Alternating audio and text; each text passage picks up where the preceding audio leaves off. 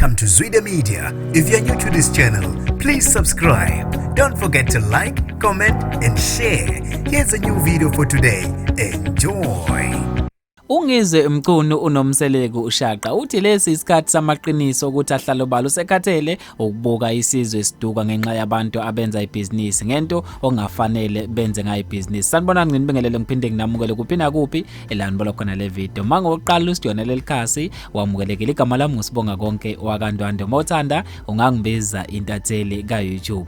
Udine uyafa UNgizwe Mchunu ngoMusa Mseleku. Uthi zonke izinhlelo zikamabonakude zikaMusa Mseleku into le engekho kuya-actwa laphana kuqhutshwa ibhizinisi ngapha kubulawa isiko nesintu kudukisa isizwe. Uthi lokho-ke uzokulwela ufuna ukuthi iqiniso lihlale ubala wonke amahlazo kaMusa uzowaveza ukuthi-ke yini imfihlo yakhe ngakho konke lokho esikubona kumabonakude. Ngaphandle uthi ngikhulume kakhulu bafethu ake nizwe la UNgizwe Mchunu ezigonyulukela khona yena egeqa amagula ngakho konke acabanga ukuthi yena kuyiqiniso. Awubambela ungathi ke uzwe ngami.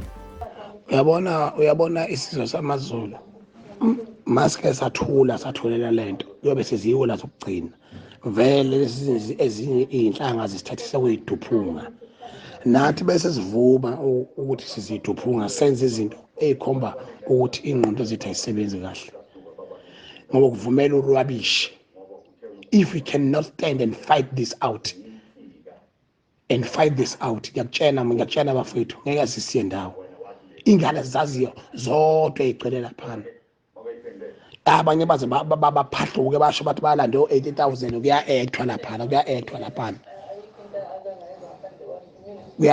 laphana. Abantu balambile mabefuna imali abathola imali ngenye indlela hayi ngothuvi laba abenziwa i-DSTV kanye nelomfana kaMseleku basijwala abo kwangempela nje.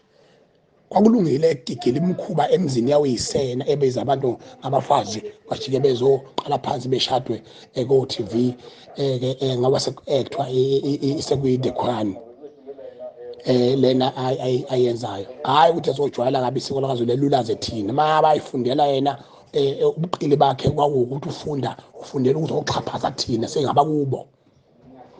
Mina lapha nemicimbi walensizwa ingibizile ithi yagana fica ichina lodwa fica insizwa ehlaniphile eneyifisi ezinhle kodwa engazilutho. Ngazama uqoqoqoqoqoqoqoqoqa lapha ngoba ngifika uqala nje nqa ngithi mina hawu lo muntu yini athi uthando nesithembu ngoba ngibona mina kuuthando nama girlfriend yaphila kahle. Uma qalwa phansi kushiswa impepho kubekwe inyongo futhi umkipito nje lona o dignified. Ubizwa ngithembu. Never in the history of this country, never akwazi ukuba kanjalo. Phela phuma amalobolo phuma umuntu ngala uzobikwa ngapha yiyo lento edala inkinga ngisho umuntu esefile kuphikisana umndeni uqala phansi uhlangana isikhundleni sokukhalela umuntu ohambile angcwatshwe qalwa phansi kuzobuzana ukuthi azile angasili ngoba isifo sokomunye umuzi asingeni komunye umuzi umuntu uba ngakomunye umuzi ngoba ingeniswe ngenkomo kwabulawa inkomo waqhoyiswa finish wabika umsamo afaka emndenini. Ikuphi lemkhuba ekilo laba bantu? We need to stand for this. Ithina abanikazi baleli siko ithina fanele sivikele. Shit.